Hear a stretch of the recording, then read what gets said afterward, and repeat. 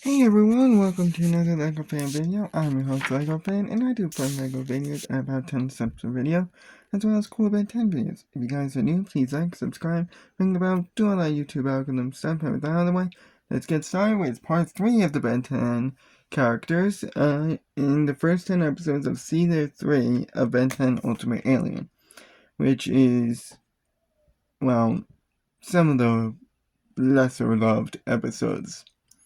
I already got our first character set up, so the way this works is like a quiz show. You got 10 seconds to guess which one of the characters said the line as well as their name, and I'll read all powers, weaknesses, their appearances, their species. So if you ever get in a fight with them, you know exactly how to beat them. So, let's get started with our very first one, whose line is this. What's the matter, Ship? Of these characters, which two said that line? 10 seconds, good luck.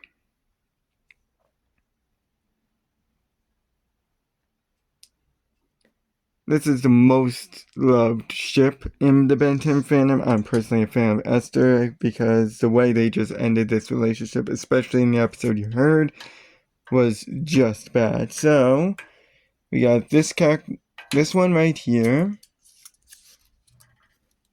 And this one.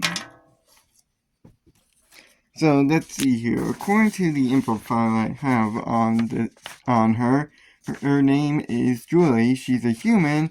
First appearing in Eye of the Beholder, going to space in order to rescue Bazel after ship received a distress call from him. So ship decided to fly off, and Julie decided to chase after ship with Kevin and Gwen, not with Ben because Ben is in his jerk mode in this episode. But Ben later joins in, and they all manage to save ship, and Ben and Julie are once again on good terms after not being together for a little bit, before she reappeared in Revenge of the Swarm, deciding to go on a date with Ben after everything they went through. But she ended up getting kidnapped by Victor Valdez instead, who we covered in the previous part. And once saved, she managed to convince Elena, another character we covered in the previous part, that what she is doing is wrong. And which prompted Ella to commit suicide. I don't know how I would feel about that because they just walked away after everything. So she is an all-star tennis player and is very smart and serves as a tutor to Ben, actually. And she actually really cares about him and can motivate him out of tough spots. She also can ride a moped and takes really good notes. And she's also very agile and has quick reactions, as well as being able to one of the few characters that can understand what Ship is saying. And Ship actually trusts her enough and has the ability to call him whenever needed. She's also a decent fighter and a pretty good catcher, and is strong enough to knock out a Forever Knight, which is pretty good. She also has been on speed dial and can merge with Ship in order to make a mech suit, which you can see here. Now, in this mech suit, she has a laser gun and is incredibly durable to the point where it's pretty much impenetrable, and it also has enhanced strength. However, she loves Ben, which makes her a damsel in distress a lot of times, and she can get jealous at times. And in the mech suit, if she gets electrocuted, she's unable to move. There you go. Next character up has their first line of Hello, Ben. of these characters, which one said that line? 10 seconds, good luck.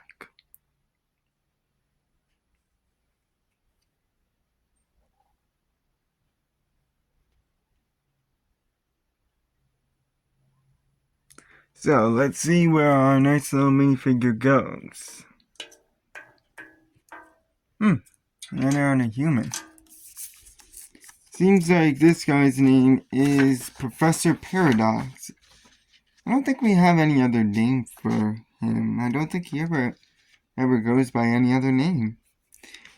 and only appeared in Ben 10,000 Returns, appearing after the battle with Eon in Ben 10,000's timeline to tell Ben that Eon is not finished with his goal, and decided to teleport both him and Ben 10,000 to the present day with Ben and the crew, and explained what was going on there before further explaining the situation on the Rust Bucket 3, before disappearing because Eon's minions appeared. He then participated in the attempt to actually stop Eon, but once he realized that he was tricked into actually summoning Eon, but he could not interfere in Eon's affairs. It's one of his rules. And then in the end, he warned Ben of Old George and the creature from beyond, which we later learn to be Dagon, who is the main antagonist of this entire arc, and we haven't even seen him yet in these first 10 episodes or the next 10 episodes.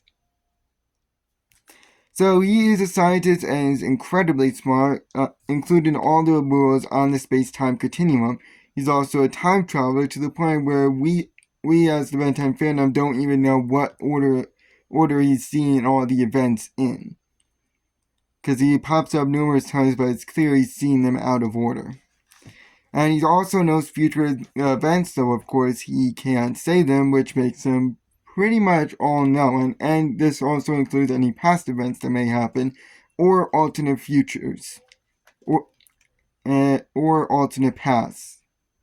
He's also very fast and can increase his speed by his pocket watch, which causes time to slow down. He also knows about other planets and alien life forms, and he can teleport others if needs be, which can go through space or time, done through a pocket watch or just by walking to certain points, and it goes through the entire multiverse. He could traverse the entire multiverse. And you can also reverse any agent effects and is immune to agent himself, or regression.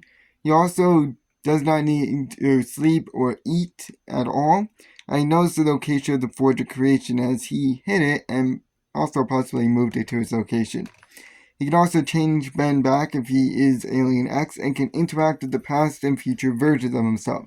He can also travel to alternate timelines and has knowledge of what those alternate timelines are and can make artificial structures. But there are limits to his teleporting, as he can't go to certain places like Los Soledad, for example, because reality there is paper thin. He's also a jokester, loves teasing people with riddles and games, and he also, for some reason, cannot be near celestial sapiens, though this only applies if they actually realize that he's there. For those of you who don't know, celestial sapiens, Alien X's species, they tend to be very oblivious because they have to make sure all their emotions actually agree with certain moves.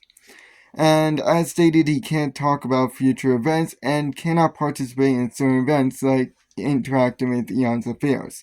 He's also a pacifist, doesn't like guns. In fact, this whole character is a reference to the Doctor from Doctor Who. I don't remember which one it was. I think I was the 10th one. Correct me if I'm wrong. I could be wrong on that. Next character up has their first line of... Strongly suggest you keep unnecessary motion to a bare minimum whilst I endeavor to extricate you from this vile contrivance.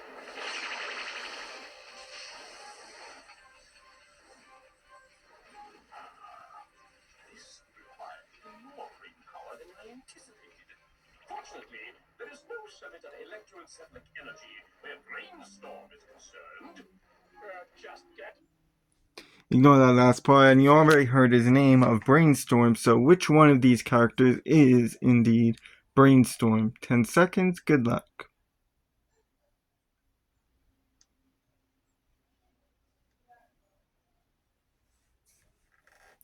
So, let's see where our Lego character is gonna go. Seems like he's skipping over a few characters and landed on this strange little thing. So we already know the character's name is Brainstorm. According to my report here, he is a cerebral crustacean, only appearing in Eye of the Beholder, freeing by himself from his confinements, while also accidentally destroying the altar in the process, which woke up the Sentinel starring the last act of the whole episode. So he has a highly advanced intellect which rivals that of the Galvans, and can shoot electro bolts out of his head once he uncovers his brain, which can turn water to steam as well as shoot this out as a single bolt. He can also form shields and perform telekinesis as well as do an electric form of telekinesis. He's also somewhat agile, can walk on Spider Monkey's webs, he can levitate or fly, and while he doesn't like the cold, he is immune to it, and he can reverse mind control on any mind control headbands, and has some dexterity despite his hands being pincers. But he's not a good fighter, and he can be caught in Spider Monkey's webs. He tends to overthink scenarios and can attack people who can absorb energy. Water can possibly short him out. His species also has a feud with goblins over who is smarter. We'll get to that when we get to Omniverse with Dr. Psychobos. Often he also speaks too smart and can come across as pretty arrogant. And he also can't focus if there's a lot of noise. And his brain, when it's uncovered, is his weak point. Unfortunately, our next character has no speaking role in the episode that he appears in. So which one of these characters is the one known as Water Hazard? 10 seconds, good luck.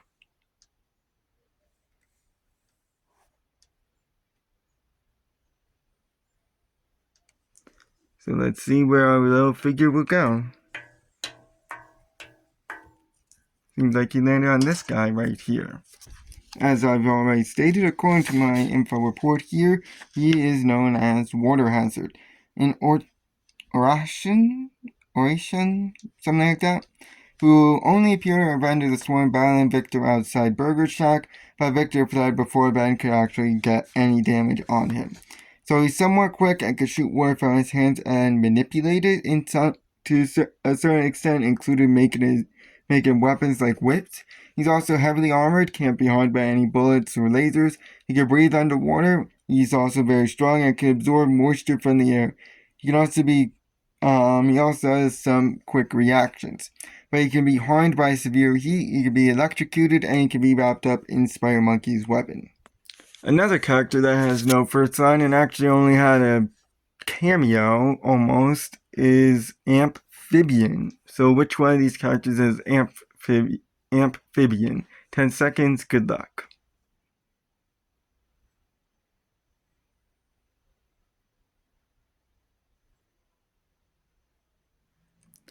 So, let's see where our Lego figure will go.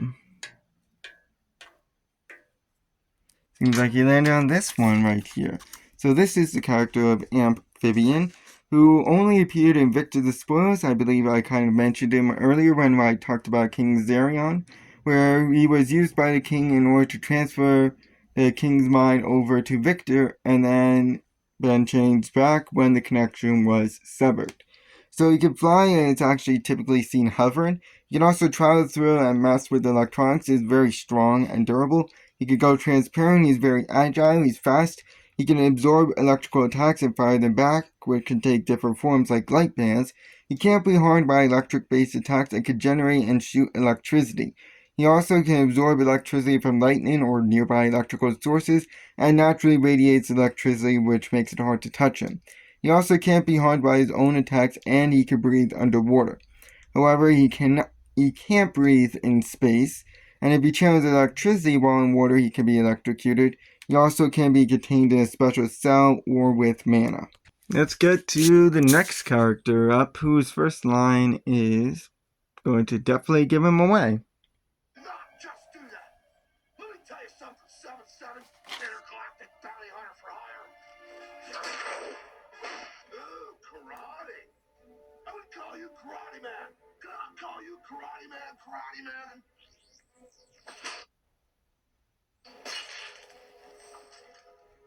Tell you what, Karate Man, I'll hold real still, like a stack of boards. And you can meditate until you're ready to chop it out, okay?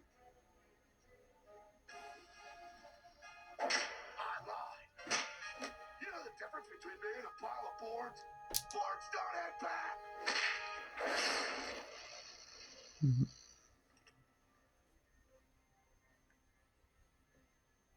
Now, I'm mad.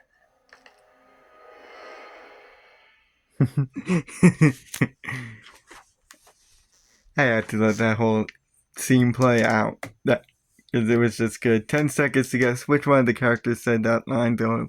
Any Ben 10 fan, I think, will know exactly who that is. Good luck.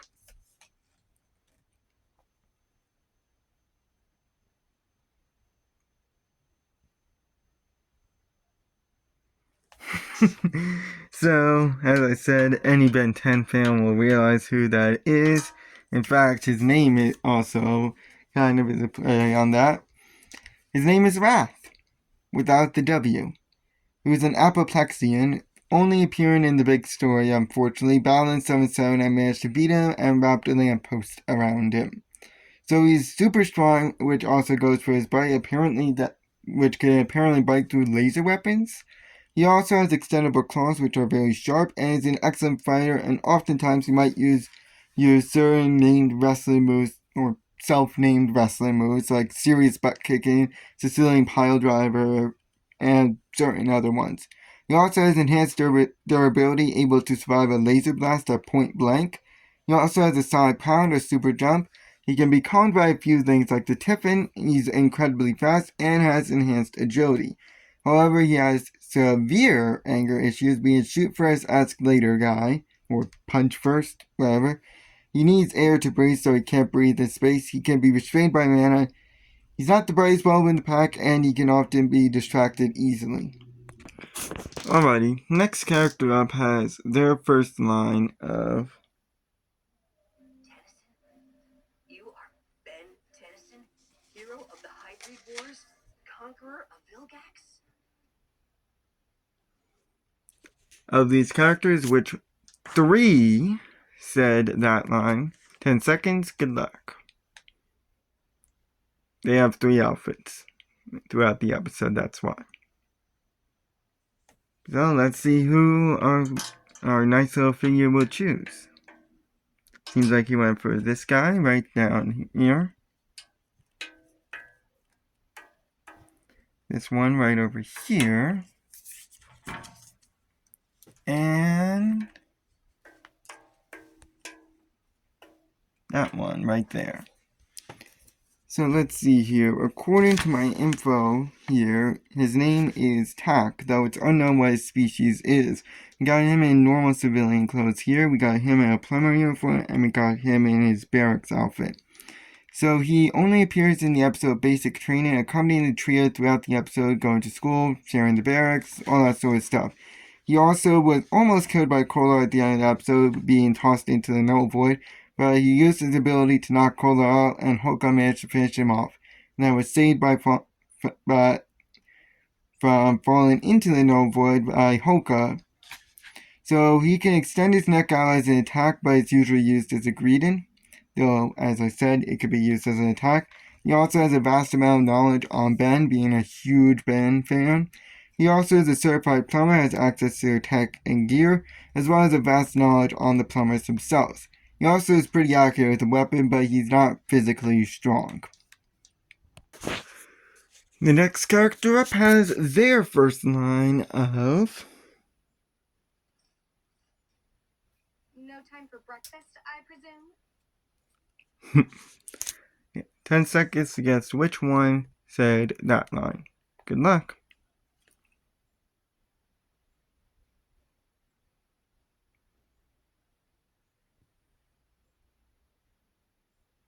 So, let's see where our Lego figure will go today. Landed right on this character right here. According to my file here, her name is Emily, a human only appearing in It's Not Easy Being Gwen. Acting as Gwen's friend throughout the episode, helping to keep her fed after she keeps missing all her meals. And while a brief breakup did happen in the episode after Gwen could not guarantee to attend her audition, she made it after all, and at the end of the episode, and the episode ended probably with their friendship resumed. Both Tack from the previous one and this character probably should have made more appearances. I really wish, because both of these characters are good. So, she is a great piano player and is a loyal and caring friend, especially to Gwen, and knows about Gwen and the gang's adventures, and also knows about Ben and the Omnitrix. However, due to the fact that she's in a wheelchair, she lacks mobility, though it seems like she could still use her feet it's just her legs that can't move. Because her feet can still play like the pedals on the piano or whatever they're called. I'm not a piano person. But while she does know about Ben and the Omnitrix, she does not like Ben after a very bad day ended with her being tied up at the top of a tower. Yeah, if a day ended up there, I honestly don't think I'd like the person either. We got another set of recurring villains here with the Forever Knights. So which one of these characters are the Forever Knights, since they don't actually have a line? They don't ever speak. 10 seconds, good luck.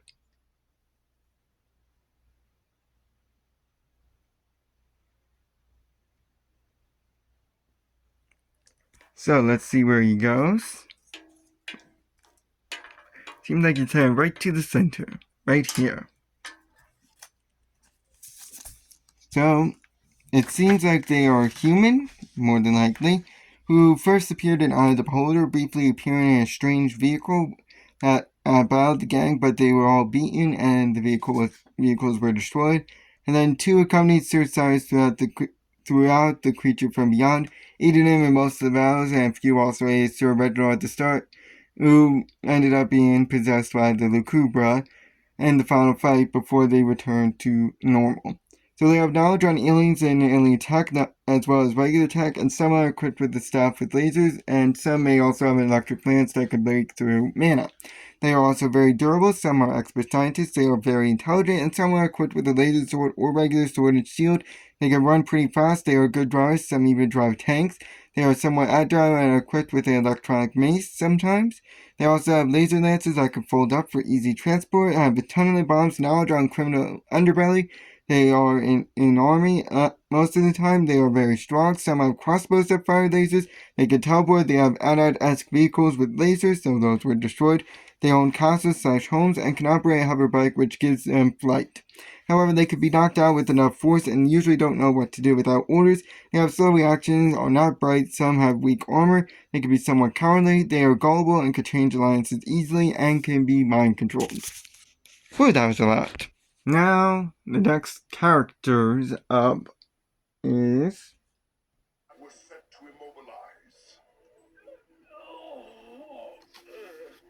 Now it's set to disintegrate. Use your powers at your own peril. Of these characters, which one said that line? 10 seconds. Good luck.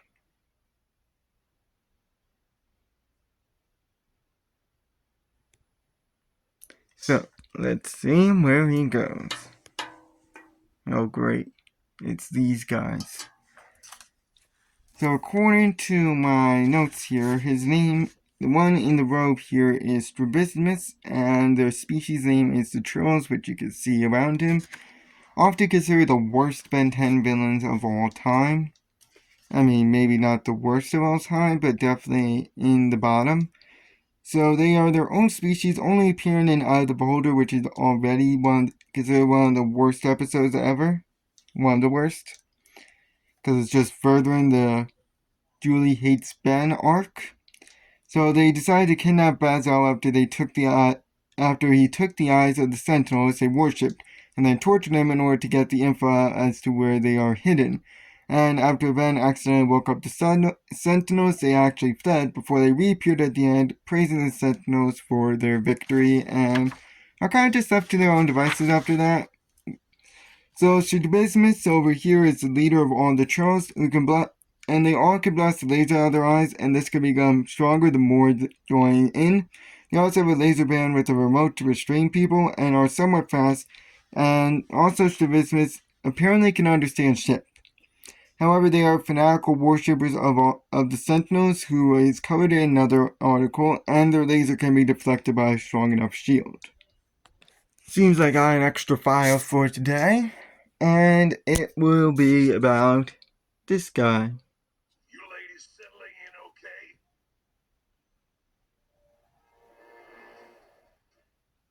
settling in okay? Of these characters, which one said that line? You got 10 seconds. Good luck.